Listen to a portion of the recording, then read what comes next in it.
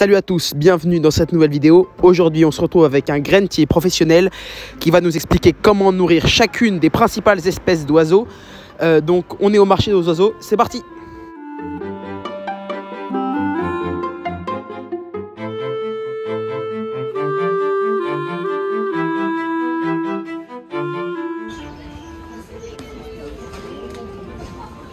Quels sont les différents types de mélanges pour les grands types d'oiseaux, quoi? En fait, on a toujours des mélanges spécifiques par rapport à chaque type d'oiseau.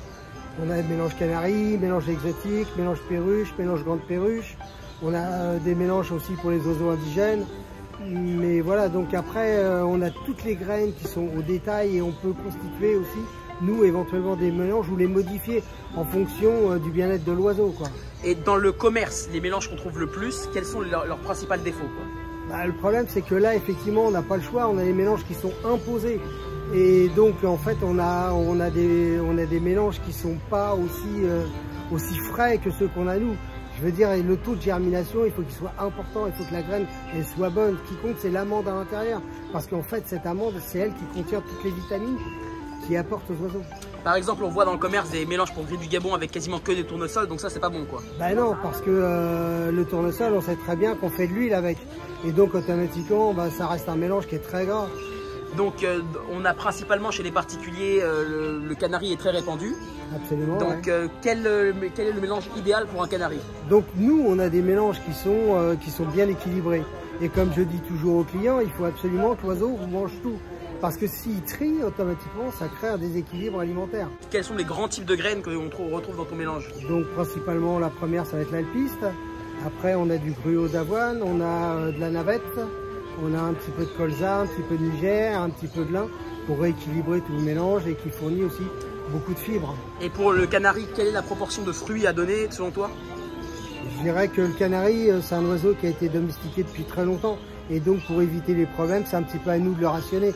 Donc, une petite feuille de salade de temps en temps ou un petit morceau de pomme de temps en temps, c'est très bien. Ok, et pour les exotiques, qu'est-ce que tu préconises? Alors, pour les exotiques, c'est un mélange qui est constitué essentiellement de millets. Donc, on va avoir millet blanc, millet jaune, millet rouge, millet de Bordeaux, millade, un petit peu de Niger pour certains exotiques. Après, c'est pareil, on a des mélanges exotiques avec des granulés qui rééquilibrent l'alimentation de l'oiseau, derrière à ce qu'il n'y ait pas de carence. Mais sinon, on a aussi toutes ces graines après au détail et le millet en grappe qui est important. Pour les perruches ondulées, qu'est-ce que tu préconises, toi? Pour les perruches ondulées, ça va être un mélange de millet, de gruau d'avoine, un petit peu de chènevis parce que ça apporte beaucoup de protéines. Mais le problème du chènevis, c'est que ça contient aussi beaucoup de graisse, donc on n'en met pas beaucoup. Et puis essentiellement de la piste. Alors après, c'est pareil, il faudrait qu'on revienne aussi à l'exposition de l'oiseau. Est-ce qu'il est en volière extérieure l'hiver ou est-ce qu'il est en cage au chaud? Donc on peut en parler après. C'est pas la même alimentation. Ouais, donc on va en parler après. Pour les grandes perruches perroquets, donc qu'est-ce que tu préconises déjà pour les grandes perruches? Pour les grandes perruches, on va rajouter un petit peu de tournesol en partant du principe où ces oiseaux-là sont en grande volière. Maintenant, sinon, un mélange pour les perruches ondulées ira très bien pour les grandes perruches. Par contre, pour les perroquets, le problème, c'est que eux, ils ont tendance à manger un petit peu tout ce qu'on leur donne. Et d'ailleurs, c'est très bien comme ça, en partant du principe où on donne un petit peu de tout, c'est pas très grave. Mais rien en grande quantité, quoi. Ok. Et si ton oiseau est à l'extérieur, qu'est-ce qu'il faut rajouter? Ça va être essentiellement des lipides. Okay. Lipides et un peu de glucides, éventuellement, voilà. Donc la pâtée fortifiante, ça peut bien convenir? Oui, bien sûr, bien sûr.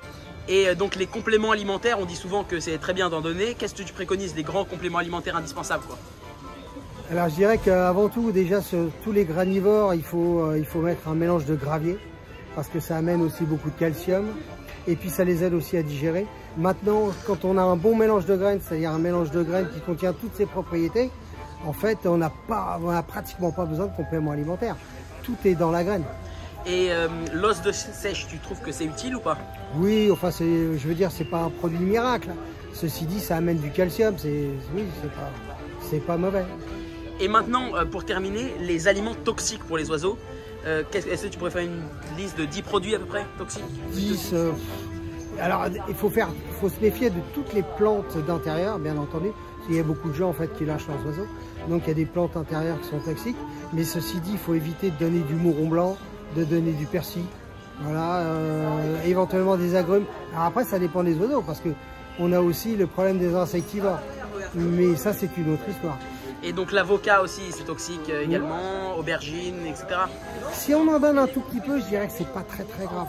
Maintenant, le persil et le mouron blanc, oui, le mouron rouge, je veux dire, donc oui, c'est toxique. Donc c'est le mouron rouge qui est toxique. Ouais, c'est donc une graine d'un bon mélange, elle doit germer au bout de combien de temps pour tester la qualité? Alors, ça dépend des graines. Normalement, on l'immerge pendant 24 heures et ça doit germer au bout de 48 heures. Et pour terminer, la question des graines germées, qu'est-ce que tu préconises? Moi, à la limite, je serais tenté de mettre tout simplement du blé. Parce que le germe de blé contient pratiquement toutes les vitamines. C'est une graine qui coûte pas cher du tout. Et puis ça évite de mettre un mélange. Donc toutes les graines vont pas germer en même temps. Donc c'est stupide de mettre un mélange de graines à germer. Voilà.